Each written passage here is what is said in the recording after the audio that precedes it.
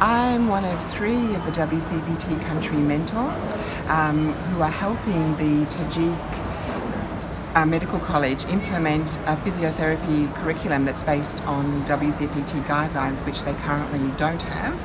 And so that's a very exciting opportunity. It's done by distance with short visits to the country, but most of it is done by distance. So that was good. This visit this time was fantastic because we were able to build relationships and put faces to names. For me, I was part of the gap analysis last year, so it was lovely to go back and reconnect with people and meet new people. I've worked in a range of countries. I spent on and off 10 years working in Afghanistan, and the bulk of that role was in helping to grow the Afghan Physical Therapy Association and helping the Physical Therapy Institute grow their curriculum as well and help the teaching methods changed. And because, as happens in many countries, they'd started with like a 1 year, then they went to a 2-year diploma, and they moved to a 3-year diploma, and we'll be moving into the universities soon, we hope. I was also very involved in designing transitioning courses so that people who were 2-year trained could become 3-year trained.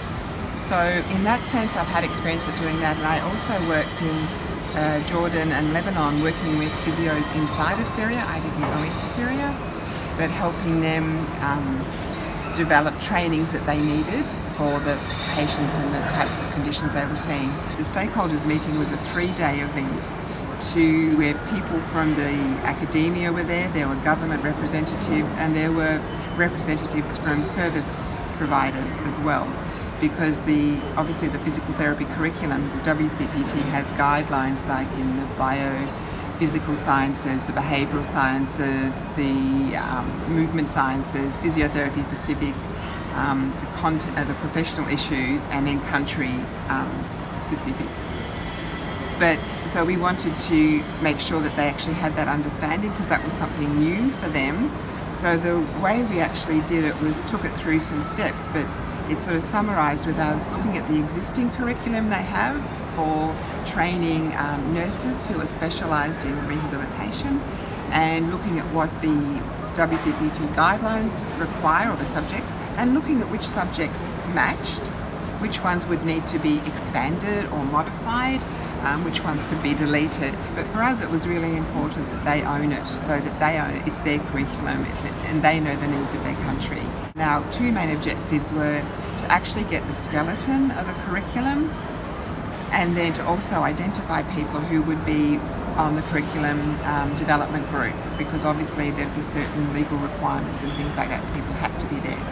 And that was a challenge in the sense that people didn't really know what physical therapy was in another context. But we were very fortunate that there was 3 women Tajik women.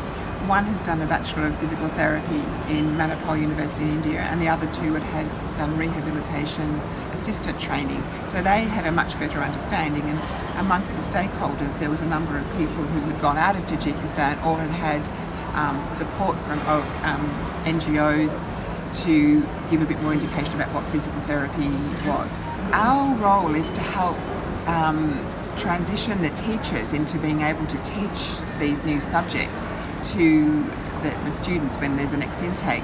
Now, in some of the subjects like anatomy and physiology, that's relatively easy because you can look at it and what do we include and what do we leave out. Subjects like professionalism and ethics are easy as well because they're already in the curriculum in some form, and they need to develop that as well. And also that should be done concurrently with establishing a physiotherapy association as well, because at the moment there isn't one, there's no physiotherapists. So it's tricky because you're establishing standards and an association and developing the curriculum. But for me as the mentor, particularly in that area, the biggest challenge is that we're going to be training teachers in subjects that they don't really know, and a lot of it's going to be done by distance. But we were very excited to speak to the 3 Tajik women who've either done a Bachelor of Physiotherapy or the 2 rehab assistants, because they have some understanding. And there's also, I forgot to mention, there's a Japanese physical therapist who is working at the medical college as a volunteer from JICA, And so that's really great because they're like in country, and then we can support them to develop some of the more of the materials. So that's sort of the plan at the moment. So we will have to adapt the content and help them support. And nowadays there's so many other materials around, like especially visual materials that you can actually show and then just do a voiceover. So for example, during the workshop we showed an excellent video that I understand was made by the Nepal Physical Therapy Association, NEPTA. I didn't say that in the right order, but it's NEPTA, and it just was brilliant. It opened their eyes, and it just showed what physios do and all the different things. So it's about exposing people in that way as well. But for me, the two biggest challenges, or three challenges I would identify, are distance. Not having spent 10 years in Afghanistan on and off, it's hard enough when you're on the ground. When you're not on the ground and there's time differences and lack of internet, that's a challenge. Language. But the biggest challenge is that the teachers that we are working with don't really have a good grasp of the concepts we're going to be asking them to teach. So we really have to help them to be comfortable. I'm looking forward to the first intake of students sitting at their desks with the smiling faces. That will be very exciting, and I think, and I'm looking forward to the teachers, because I've been a physical therapy teacher myself, and I know it's when you're confident in your area, it's easy to teach it. That students can ask any question they like.